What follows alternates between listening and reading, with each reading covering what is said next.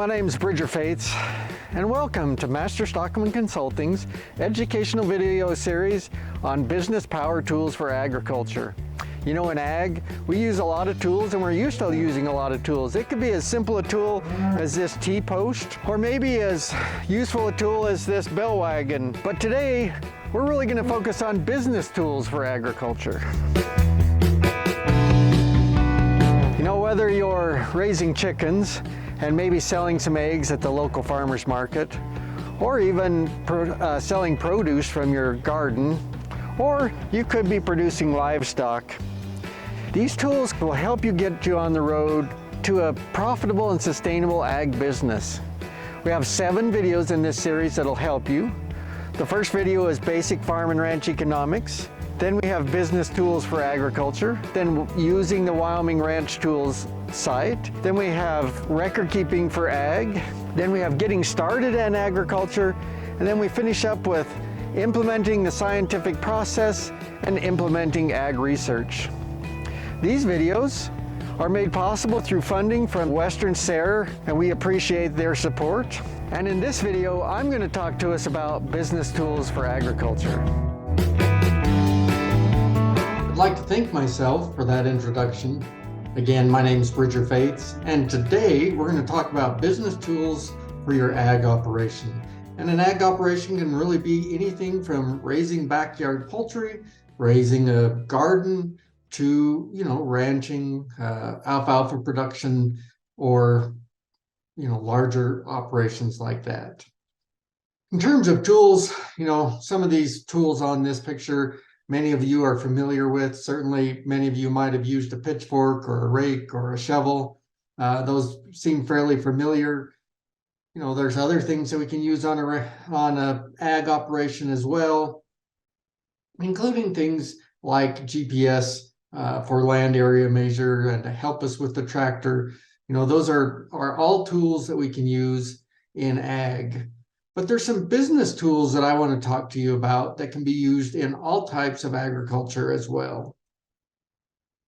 If running an ag business was easy, we wouldn't need these business tools. If these equations were true, it'd make life a lot more simple. So if, just by producing the most, that would equal greater profit, or by producing the cheapest, that would equal greater profit. If those two equations were just true, it'd be easy to run a business. But producing the most isn't always the most profitable. In this example, we have some hay here. It takes fertilizer, water, time, effort to grow the most amount of hay you can on land. And sometimes all of that fertilizer that you put into growing the very maximum production costs you more than it's worth. So there is a balance between production and profit, and we have to think about that. And that's what some of these tools can help us with. Also, being the cheapest producer of livestock or crops is not necessarily the most profitable. There's certainly research that would back this up, that the most profitable producers actually take some time to invest in certain things that help their operation grow. And so that's going to be unique for each operation, but you can't just not spend any money and hope to gain profit that way as well. So, neither one of these are true. So we have some tools that will help us understand how to make more profit in our ag operations. And the tools we're going to talk about today for ag are partial budgeting and net present value. This is an example of an online partial budgeting tool on the Wyoming Ranch Tools site. So we can go through that partial budget tool, and we will do a hand version today. In a future video, we'll show you how to use the online tool.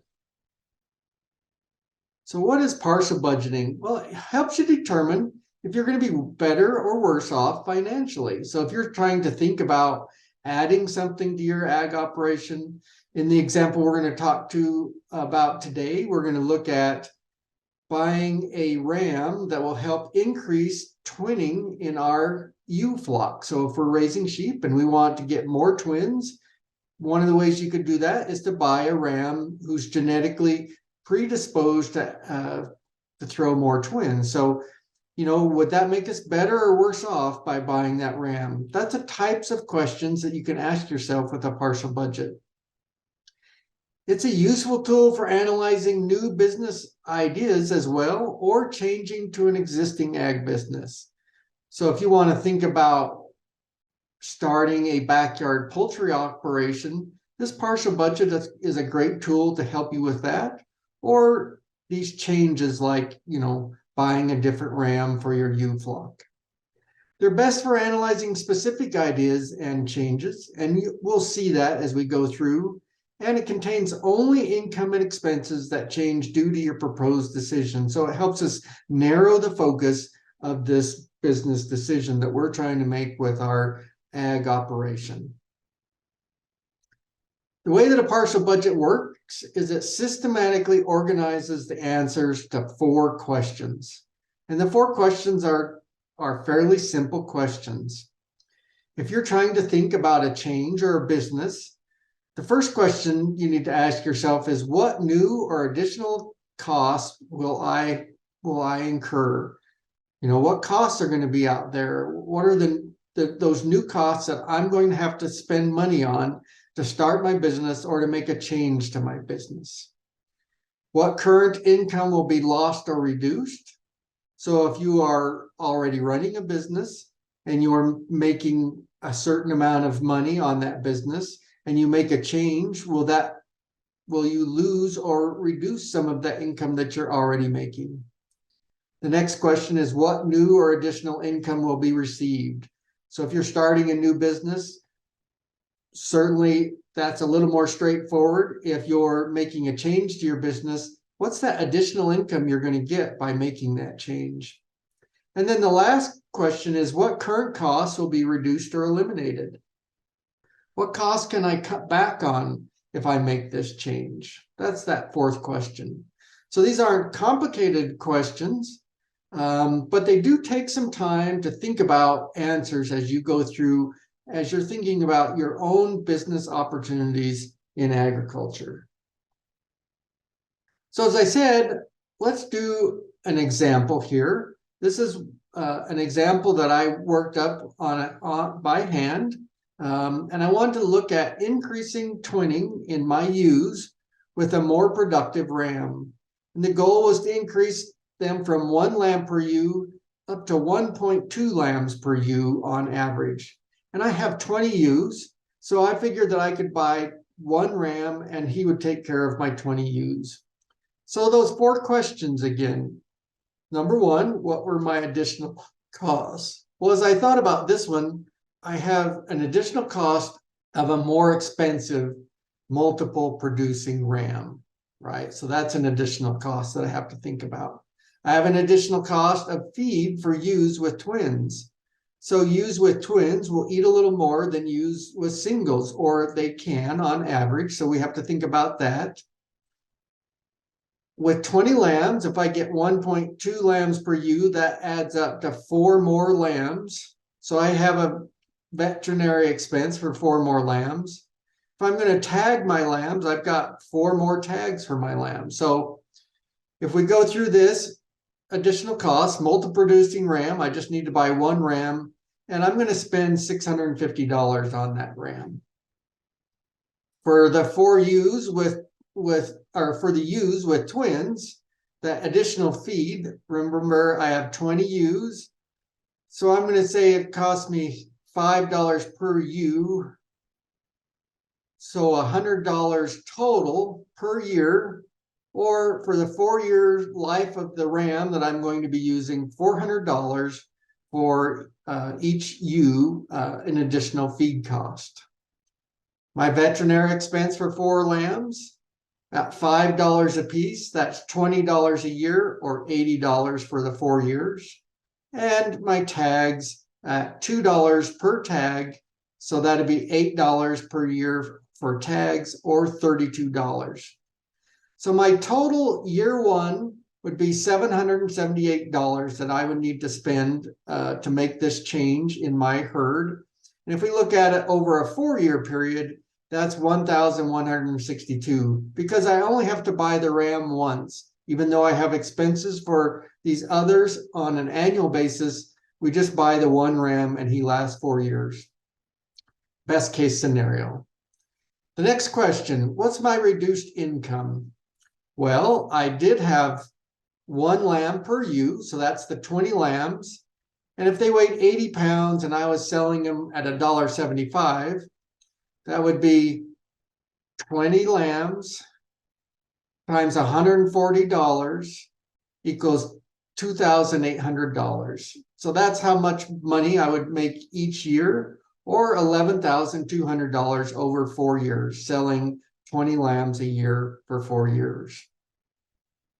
So I'm going to subtract that out of my budget so that I can understand how much it will help me by adding those 4 lambs.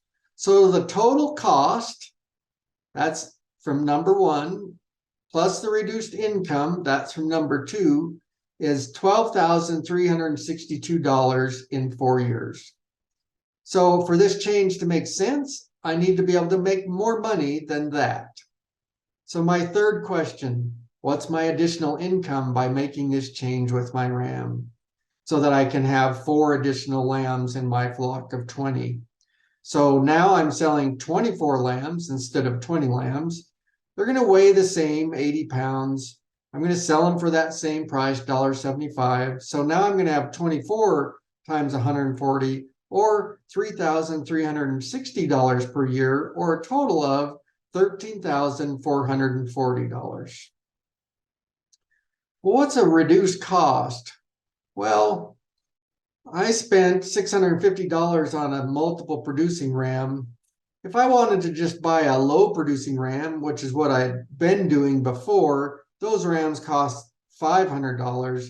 So I'm reducing the cost of spending that money on that $500 ram and increasing the cost, up here at the $650. So the total additional income and reduced costs, so that's number 3 and number 4, over the 4-year period is $13,940. So if we look at profit or loss, we have a profit over a 4-year period of $1,578. That's the $13,940 minus the $12,362. So in this instance, buying that ram, spending more money on him, $150 more money than my regular ram, to get an additional 4 lambs, returned me a profit of $1,578 over 4 years. Now, it's important to understand in these tools that just because this number is positive doesn't always make it a great decision. Sometimes it might be more work. Sometimes there might be a lot of risk in the decisions you're making. So you really have to think about, is this extra money I'm going to make worth the decision? In this case, I think it is. So often changing our operations requires a capital investment. So this means that you might have to spend upfront dollars like the ram that we were just talking about. And so if this investment is small, a partial budget may still work, just like the one we did with that ram. If it will take more than 1 or 2 years to pay for an investment, we need to do a net present value analysis. So if you were buying a new set of corrals, if you were buying a new chicken coop for your backyard poultry operation, or something like that, where it's a significant investment in your business, then you might have to do a net present value analysis to see if you could pay for that investment. So what is net present value? Well, it's really a fairly simple concept. So if I offered you $1,000 today, or $3,000 5 years from now, which one would you take? Some of you would say, I want the $1,000 now. You're somewhat impatient, or you don't trust me, or you're not sure the contract will work out, or you just need the money now and you'd rather have it now than later. All of those are good reasons to only want the 1,000 now rather than the 3,000 5 years from now. Some of you might want the 3,000 5 years from now. You don't really need the money now. You like the idea of making more money. So there's a changeover at some point. So if I offered you 1,500 now versus 3,000 5 years from now, or 2,500 now versus 3,000 5 years from now, there's going to be a point where each of you would say, I don't care. I'll take what you're offering me now, or I'll take what you're offering me later. Either one sounds good to me. I don't have any preference. That's really what net present value is about. It's helping you value today's money versus some future potential return. And we're equating it to what it's worth to you today, not what it's worth to you in the future. So if we combine that with a partial budget, the net present value analysis requires accurate estimates of annual cost and returns. Where do we get those? Well, we get them from the partial budget. The net present value can be done by hand or calculator, but this is really one that works best with a spreadsheet or an online tool. It really is a little beyond what most of us want to do by hand or calculator. So the partial budget, as you saw, works great by hand and maybe helping yourself with a calculator, but this net present value tool is really designed more for an online tool. And partial budgeting is the best way to develop the information for the net present value tool. So we're going to go through a net present value example, and we're going to go back to this same example that we were just talking about with our RAM. So the question is, well, what if you needed a loan to buy that new RAM? What if we didn't have the $650 and we had to have a loan to buy that new RAM? And then we also want to calculate risks such as death of some of those new lambs, or possibly even death of the RAM. And how long will it take to pay this RAM off if we have to get a loan for him? Will it pay off in 4 years? So we can go to this online net present value tool, and you'll have to stay tuned for the next video in the series where we're going to talk about each of these online tools at the Wyoming Ranch Tools site and how you might use them. But in this example, you can see here's the $650 that we used to invest on that RAM. And because we're getting a loan for the RAM, we have an interest rate. The loan is probably going to be somewhere around 6%, but there's also some risk that some of our lambs might die or the RAM might die. And so we add a couple percent for risk. So in this case, it's 8% that we're going to use. We get these annual costs and annual revenue from the partial budget. So we went back to the partial budget. We had 4 years of data.